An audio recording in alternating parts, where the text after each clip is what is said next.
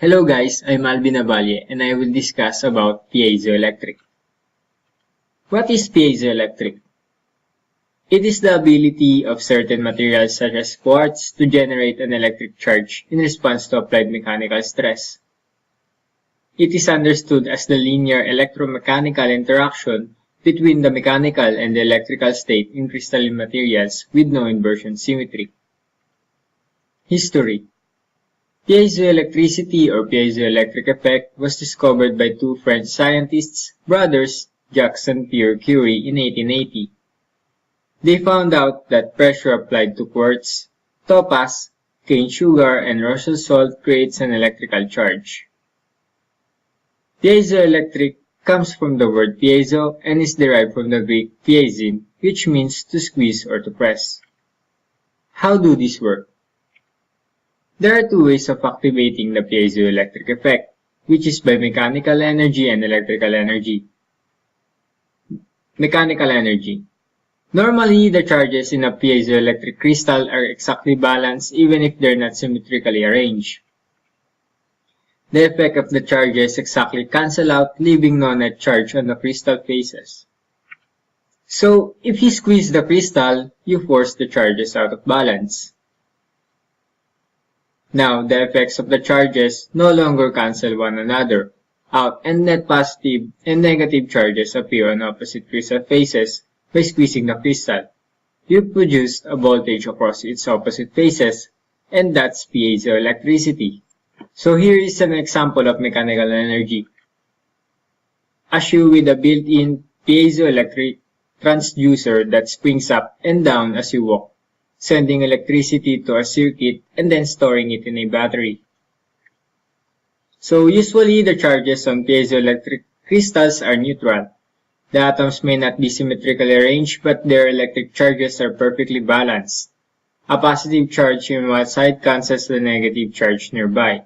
But when squeezing happens, you deform the structure, pushing some atoms closer together or farther apart, upsetting the balance of positive and negative, causing net electrical charges to appear.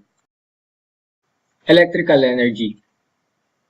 The piezoelectric effect can be reversed, which is referred to as the reverse piezoelectric effect. This occurs in the opposite way.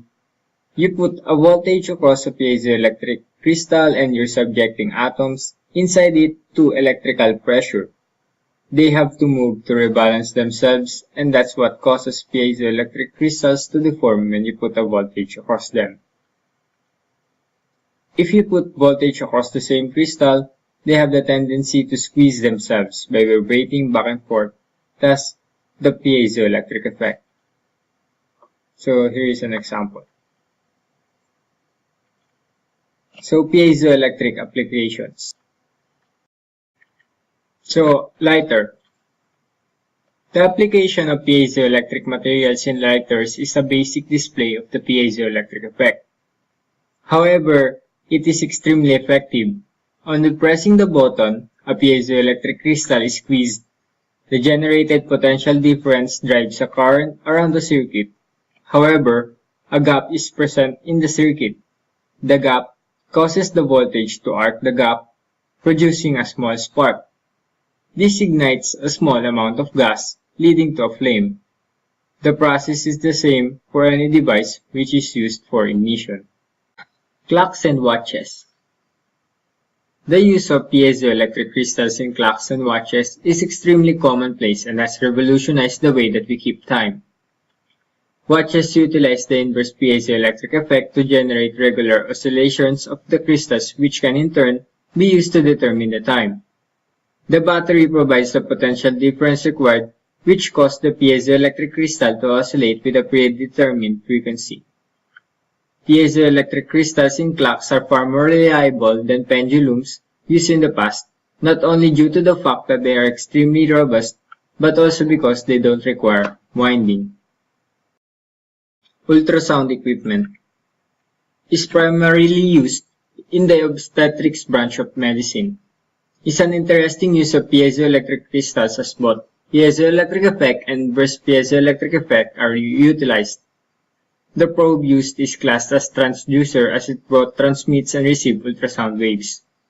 We know that when a current is applied to a piezoelectric crystal, the shape changes, a quickly alternating causing the shape of the crystal to change rapidly and in a sinusoidal manner. The vibration of the crystal causes the surrounding air particles to gain energy and vibrate at the same frequency, hence, sound waves are created.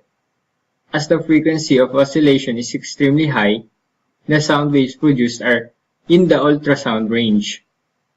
The above mechanism is essentially the same for the production of sound waves in speakers. However, the crystal causes the vibration of a speaker cone to lower the frequency and make the sound audible. Microphones. Microphones utilize the piezoelectric effect in a very similar way to the ultrasound probe. Vocal sound waves vibrate air particles which carry the wave through the air. On entering the microphone, the sound waves meets a diaphragm which in turn vibrates at the same frequency. The diaphragm is connected to the crystal. When the vibrations reach a piezoelectric crystal, energy is transferred, thus causing small stresses to be placed on the crystal. These stresses, as dictated by the piezoelectric effect, lead to the current being driven. Again, this current is interpreted by a computer, making a digital copy of the sound. The different frequencies associated with the human voice are directly detected by the crystal. Advantages of piezoelectric. The piezoelectric transducer is available in desired shape. It has rod construction. It is small in size. It has good frequency response. And it has negligible phase shift. The disadvantages are the piezoelectric transducer is used for dynamic measurement only. It has high temperature sensitivity.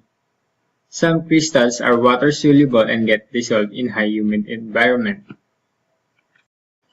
So if you can make a tiny bit of electricity by pressing one piezoelectric crystal once, could you make a significant amount by pressing many crystals over and over again? What if we were crystal under city streets and pavements to capture energy as cars and people passed by? This idea, which is known as energy harvesting, has caught many people's interest.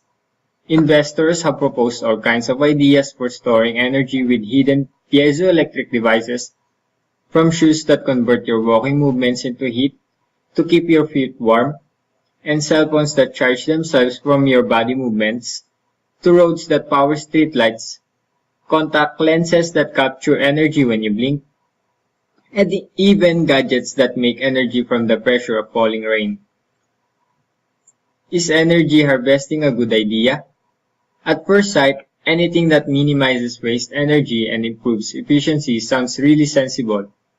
If you could use the floor of a grocery store to capture energy from the feet of hurrying shoppers pushing their heavy carts and use that to power the store's lights, surely that must be a good idea or thing.